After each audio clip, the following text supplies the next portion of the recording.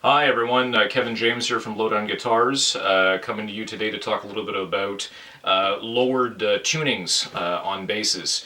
This is one of my customer's instruments. He came to me with it. He just bought it used. Was very happy with it. Loved the way that it sounded in standard tuning for a 5-string, so B, E, A, D, G. But his project was really to turn this into a low-end monster. Wanted to go much lower, and his idea was to tune it down a step and a half on each string, so the tuning becomes G sharp, C sharp, F sharp, B, and E.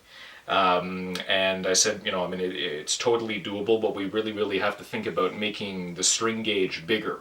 And I explained to him that as you drop the tuning of the string, it has to get correspondingly bigger in diameter in order to maintain the same tension.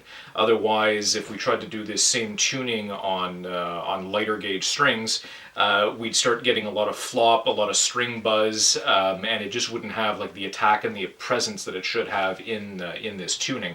So one of the things that we went with was a string gauge that is bigger than a standard 5-string set.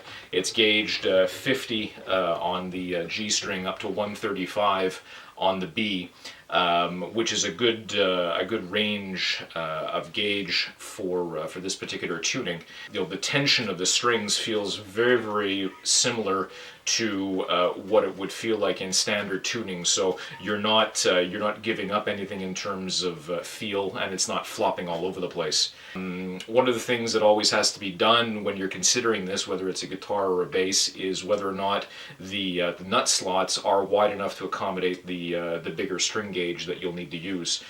So one of the things that we had to do on this bass is, particularly on the low B, is to open up the nut slot to accommodate the much bigger 135 B string. Also have to take into consideration the curve of the neck a little bit more.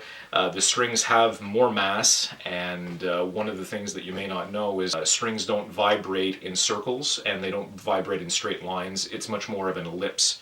So when you sound the string, in its arc, as it vibrates, it gets closer to the frets, and it is more prone to vibrate off of the fret if things are not adjusted correctly. So the neck has been compensated for that. The action is still very comfortable.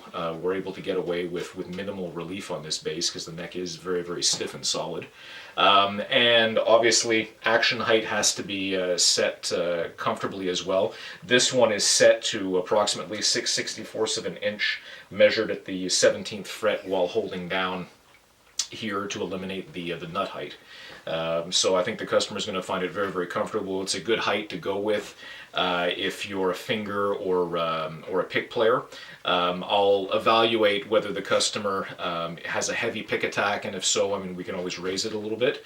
And it is actually a usable height if you ever wanted to slap on this instrument. Going along with it, with all the general aspects of the tune-up, obviously we had to readjust the bridge for proper intonation on all strings so that it plays in tune from the 12th fret on up. So, I've got it plugged into my little practice rig here, which is an Aguilar Tonehammer 500, running into an Eden EX 112 with a whizzer cone. So, not really a typical rig that you'd see being used in this tuning.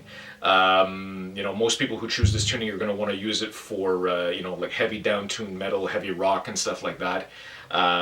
So, typically it wouldn't be run through like a 112 cab, but, it still kicks out a lot of presence.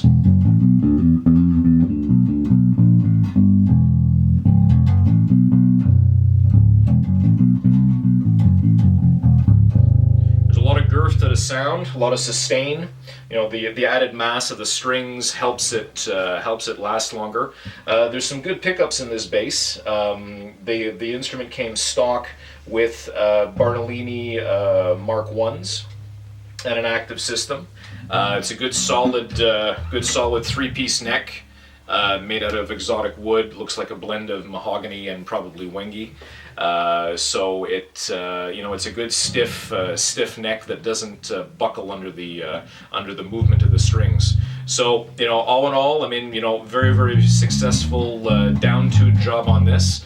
So This, as I said, the same principle applies if you want to go lower on your guitar. Strings have got to get bigger, and everything has to be adjusted to accommodate the heavier string gauge and the arc of the string vibration.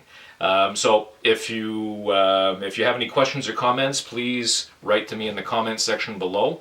And please, as well, I mean, if you've liked what you've seen so far on this channel, please subscribe. There's going to be a lot more coming up. I'm going to try and keep it interesting. This is the low end for the day.